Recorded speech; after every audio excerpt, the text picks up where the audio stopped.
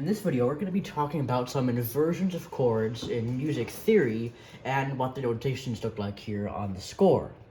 So, one of the most important things you have to keep in mind when it comes to any kind of chord in music theory is the notations, because people are going to use all kinds of different notations in Roman numeral format, like here with the I, and it could be confusing at times to see or tell at a glance what these notations mean. So let's see if we can find out what these mean here. So as you can see, we're in the key of D major here. The D major scale is. And so our first chord, or the base building block chord for the D major scale, is the root position chord consisting of a D, F sharp, and A. So that's called the root position, and it's notated as I, a single I here, as you can see on the score, with nothing above or below it. Now the next inversion, called the first inversion, is the F sharp, the A, and the D. So to find this first inversion, all you have to do is take the upper two notes of the root position, the F sharp and the A, and then go all the way back up to the D again. So you're basically completing a pattern.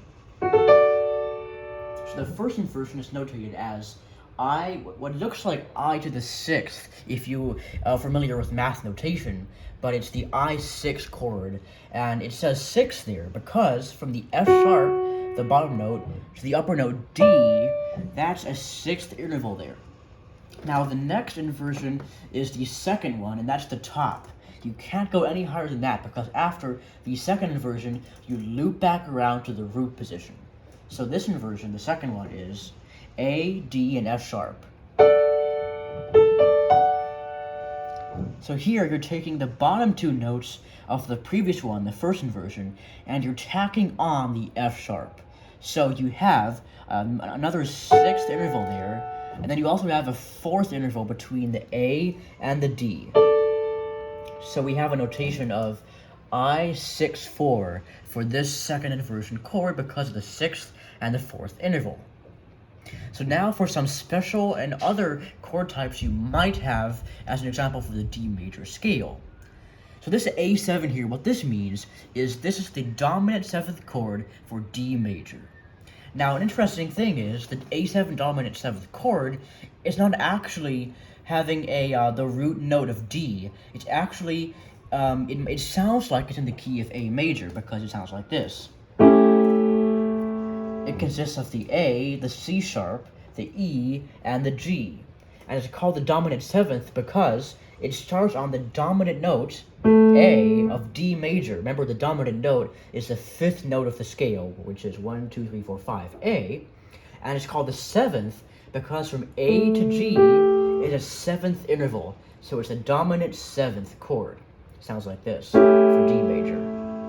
So this chord, for all the different scales, naturally resolves to the ear back to D major. So you can hear it's kind of like an expectant tone. So you want to go and resolve the chord back to D major.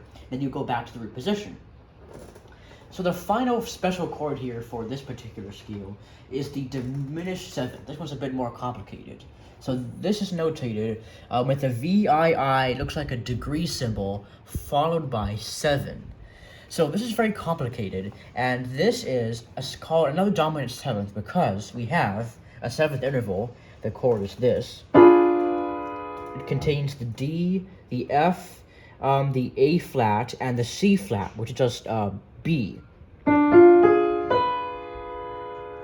And so this, again, is the diminished seventh, which means it's not quite the full seventh of the D major. The full one would be from D to C, which is this. But it's diminished, which means it's slightly smaller. Instead of this, we shrunk down by a half step for each of these upper notes. So we have a slightly more mysterious or questioning tone here with the diminished seventh chord. So to review, we have our two special types here for the D major scale. We have the dominant seventh and the diminished seventh. So these here are some common notations for the chords you're going to see a lot in music theory and how to properly interpret and play them.